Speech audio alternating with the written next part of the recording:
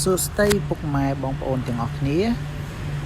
ថ្ងៃនេះខ្ញុំមានវីដេអូមួយចង់ចែករំលែកទៅដល់បងប្អូន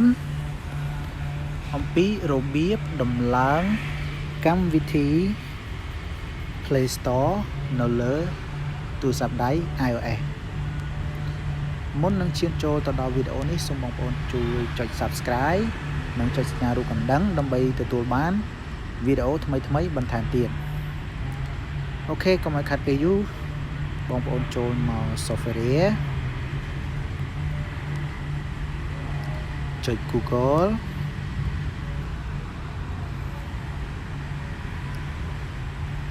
ហើយបងប្អូនចុច Search បងប្អូន Search រកថា iSkin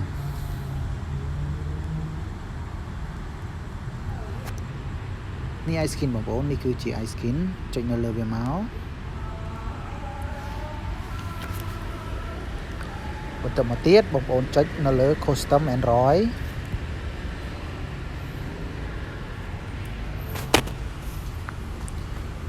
រួចហើយបងប្អូនអូសមកក្រោមចុច Application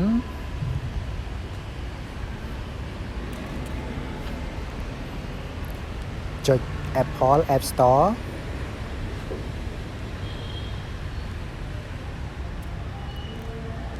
ចុច Search បងប្អូន Search រកពាក្យថា Play Store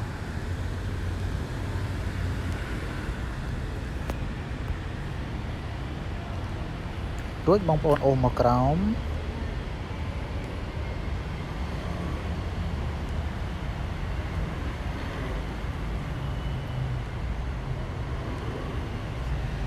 បងប្អូនចុចថា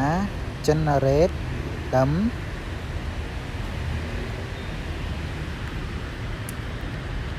ចុច Allow ចុច Close រួចចុច Back ត្រឡប់មកក្រោយចុច Back ទៀត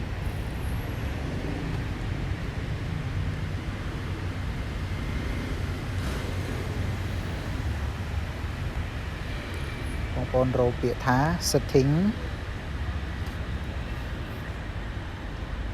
រួចហើយបងប្អូនចុច Profile Download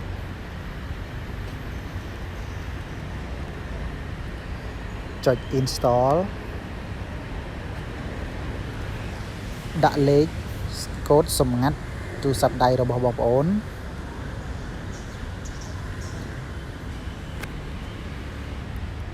ចុច Install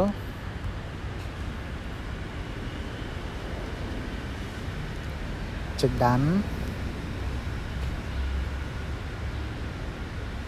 បន្ទាប់មកយើងចេញទៅមើល